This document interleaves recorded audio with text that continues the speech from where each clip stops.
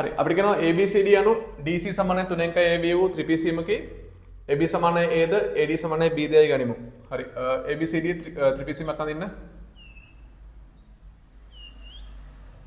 මේ මොකද්ද කියන්නේ DC 3යි AB ලු. එහෙනම් මේක ගමු A, මේක ගමු B, මේක ගමු D, මේක ගමු C. අක්ෂර පිළිවෙලින් DC 3යි AB. ඒ කියන්නේ මේක නම් මේක අපිට කියනවා AB A ලු. AB A ලු. එහෙනම් DC කියන එක කෙනා 3යි A වෙනවා. DC සමානයි 3යි AB. AB සමානයි A, AD සමානයි B. මෙන්න මෙයා ගානේ අපිට B කියලා ගන්නලු. ලැම්ඩා විශාලයි 1 වන E යනු BC මත පිහිටි ලක්ෂයක්ද? ලැම්ඩා විශාලයි 1 වන පරිදි ඒ කියන්නේ ලැම්ඩා 2 වගේ අගයක්. එතකොට BC සමාන වෙනවා 2යි BE ට. ඒ කියන්නේ BC බෙදීම BE සමානයි 2 බෙදීම 1යි.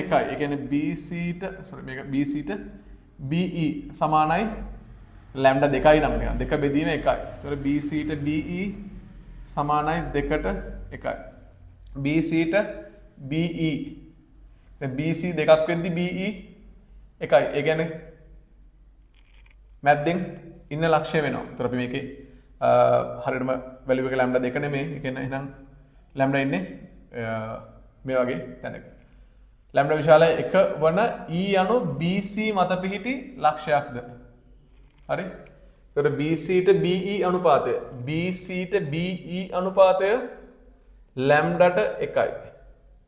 මේක 1යි මේක 1යි මේක ලැම්ඩා. හරි. මොන විදිහට තමයි BC ට BE ලැම්ඩාට 1. හරි. වන පරිදි මේක මත ඉන්න ලක්ෂයක්ලු E කියන්නේ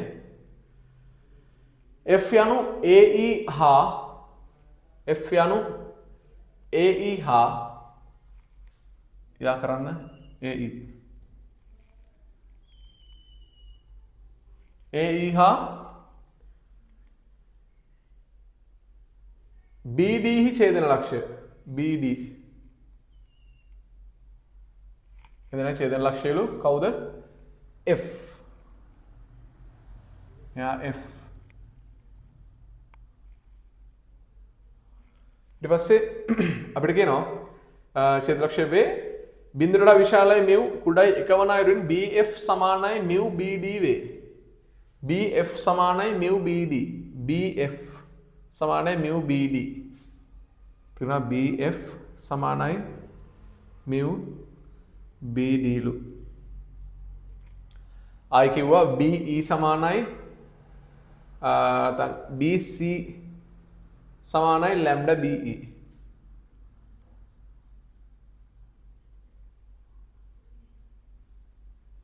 කියලා එකත් අපිට කිව්වා. මේකේ lambda විශාලයි එක. මේකේ බිඳුවට විශාලයි මෙව කුඩයි එක. සඳහා තමයි මේ දෙන්න අපිට දත්ත විදිහට දීලා තියෙන්නේ. පේනවද මේ ටික? හරි. අපිට කියනවා AE කියන එක නම මෙන්න මේක බව පෙන්වන්නලු. AE try කරමු AE හොයාගන්න.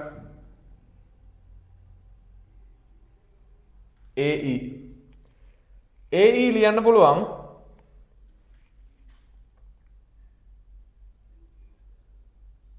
AE ලියන්න පුළුවන් AB දන BE.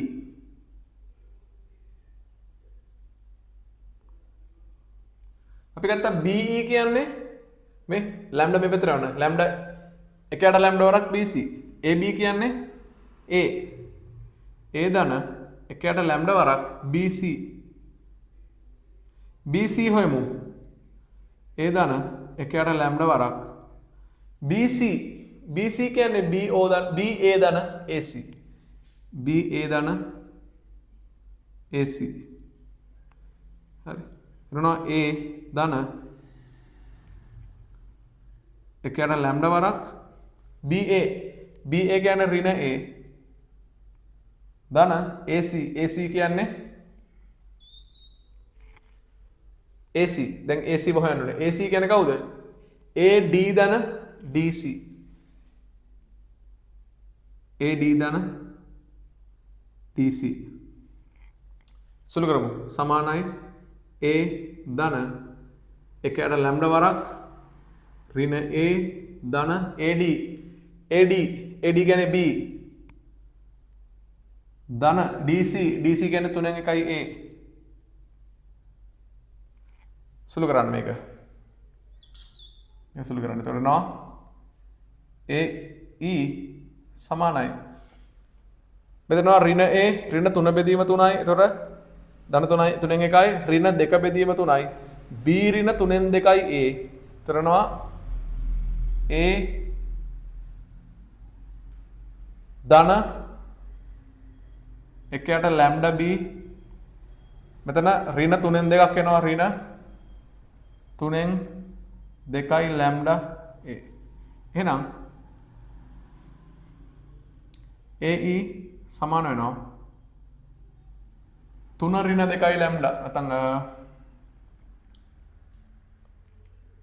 AE 3යි ලැම්ඩා පළට දෙන්න කොහමද sorry මෙතන මේ ලැම්ඩා එක උඩ නෙමෙයි ලැම්ඩා කියන්නේ යටට 3යි ලැම්ඩා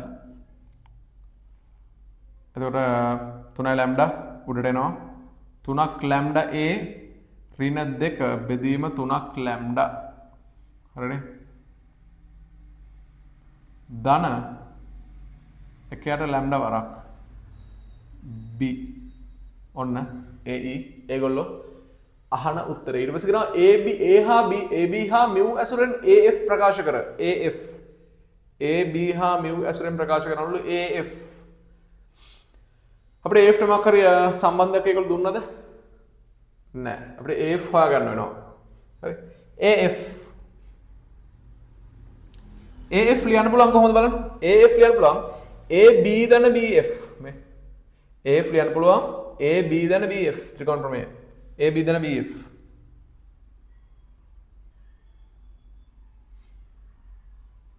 AB කියන්නේ කවුද A BF කියන්නේ කවුද BF මෙතන අපිට ඒගොල්ලෝ දීලා තියෙනවා කවුද mu වරක් BD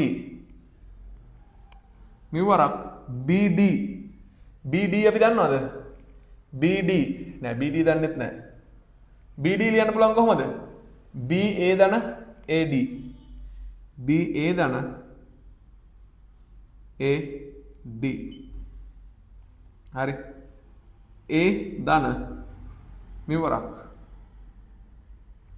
BA කියන්නේ ඍණ A AD කියන්නේ B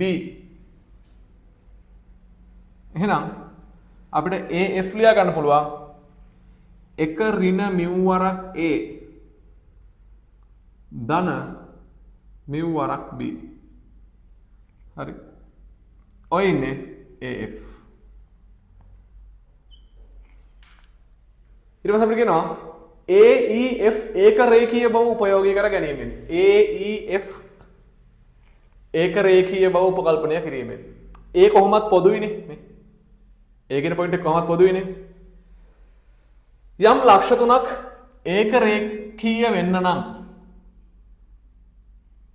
මුලින්ම A දෙන්න සමාන්තර වෙන්න ඕනේ හරි ඒ කියන්නේ A B AE කියලා ගත්තොත් නිකන් මම නිකන් අකුරු හතරක් ගත්තේ මේ දෙන්න සමාන්තරයිනේ සමාන්තරයි කියන්නේ මේ එකම වගේ රේඛා දෙකක පිහිටනවා ඔය දෙන්නටම එක ලක්ෂයක් පොදු වුණොත් මොකද වෙන්නේ මෙයා මෙහෙම වෙලා මෙතෙන්ට හේතු වෙලා මෙහෙම වෙනවා මේ මෙහෙම ඉන්න දෙන්න එක්කෙනෙක් පොදු වෙච්ච ගමන් මෙහෙම වෙනවනේ මෙහෙම කැරකෙන්න බෑනේ ඒතර මොකද මෙයා මෙහෙම වෙලා මෙයා මතට හේතු වෙන එක තමයි වෙන්නේ ඒතර මේ එක පොදු ලක්ෂයක් තියෙන සමාන්තර රේඛා දෙකක් අපි කියනවා ඒක රේඛීයයි කියලා එතකොට ඔය අදහස තමයි අපි මෙතනදී පාවිච්චි කරන්නේ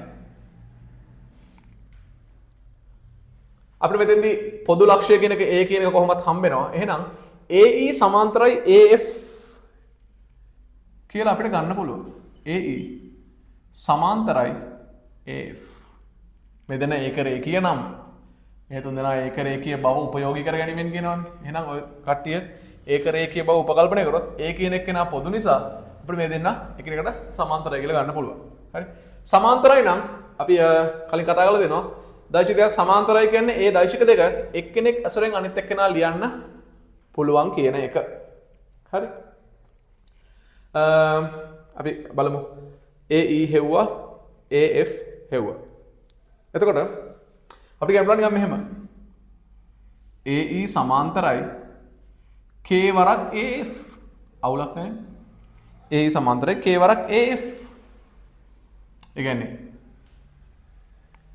මෙතන සමාන්තරයි නම් අපි ඉගෙනගෙන තියෙනවා යම් දෛශික දෙකක් සමාන්තරයි කියන්නේ එක දෛශිකයක් ඇසුරෙන් අනිත් දෛශිකය ලියන්න පුළුවන්. ඒ කියන්නේ මේක A නම් මේක 5යි A වෙන්න ඕනේ. ඒ වගේ එකක්. හරි. එතකොට එක දෛශිකයක අදිශ එක දෛශිකයක් අදිශකින් ගුණ කරාම අනිත් දෛශිකය හම්බෙන්න ඕනේ. ඒක මම ගන්නවා K කියන එක න අදිශයක්. එහෙනම් AE සමානයි K AE සමානයි AF කියලා. AE කියන්නේ මෙන්න මෙයා. එතකොට අපිට එනවා මෙන්න මෙයා සමානයි K වරක් මෙන්න මෙයා. එතකොට මම මෙතන ගන්නවා මෙහෙම. K වරක් 1 ඍණ mu A ධන K mu වරක් B. අපිට පුළුවන් A පද ටික ඔක්කොම වම් පැත්තට ගේන්න. B පද ටිකත් ඔක්කොම වම් පැත්තට ගේන්න පුළුවන්. එතකොට වෙනවා 3ක් ලැම්ඩා ඍණ 2 බෙදීම 2ක් බෙදීම 3ක් ලැම්ඩා ඍණ K ධන K mu ධන K mu වරක් A ධන 1 බෙදීම ලැම්ඩා ඍණ K mu වරක් B සමානයි 0යි. විශේෂ දෛශික සමීකරණය මතක් වෙනවනේ මේ වෙලාවේ. A alpha ධන B beta සමානයි 0 නම් A හා B දෛශික දෙක නිශ්ශුන්‍ය අසමාන්තර දෛශික විට A හා B බිඳුවක් වෙනවා. එතකොට අපිට මේකේ මෙන්න මෙයා බිඳුවයි මෙන්න මෙයා බිඳුවයි කියලා ගන්න පුළුවන්. අපිට මේකෙන් හම්බ වෙනවා එකයට ලැම්ඩා සමානයි K mu කියලා. K සමාන වෙනවා එකයට ලැම්ඩා mu ට. හරි. මෙතෙන්ට එන්න. මෙතනින් එනවා 3ක් ලැම්ඩා ඍණ 2 බෙදීම 3ක් ලැම්ඩා ඍණ මේක මම K වරක් 1 ඍණ mu කියලාම ගන්නවා. සමානයි 0යි. එහෙනම් මේක සමාන වෙනවා මේකට. මේක පදේ අනිත් පැත්තට ගියාම K ධන K ඍණ K mu K වරක් 1 ඍණ mu. K උනට දාන්න එකයට ලැම්ඩා mu. කරනවා 3ක් ලැම්ඩා ඍණ 2 බෙදීම 3ක් ලැම්ඩා සමානයි 1 බෙදීම ලැම්ඩා mu වරක් 1 ඍණ mu. මේකේ ලැම්ඩා කියන එක්කෙනාට අසමානතාවයක් දීලා තිනවා. ලැම්ඩා විශාලයි 1යි. එහෙනම් මේ ලැම්ඩාට මේ ලැම්ඩා කපන්න පුළුවන්. mu මෙහෙට වැඩි කරන්න 3ක් ලැම්ඩා mu ඍණ 2ක් mu සමානයි 3ෙන් වැඩි කරන්න 3 ඍණ 3ක් mu. හරි. 3 මෙහෙ තියන්න. මේ ඍණ 3ක් mu මෙහෙට ගේන්න. ධන 3ක් mu වෙනවා. 3ක් mu ඍණ 2ක් mu mu වෙනවා. mu එකක් එළියට ගන්න පුළුවන්. එතකොට එනවා mu වරක් 3ක් ලැම්ඩා ඍණ 3ක් ලැම්ඩා ධන 1 ඕමේ. ධන 1ක් වෙනවනේ. සමානයි 3යි. ඒගොල්ලෝ අපිට පෙන්වන්න කියන උත්තරේ මෙන්න මේ විදිහට පෙන්වන්න පුළුවන්.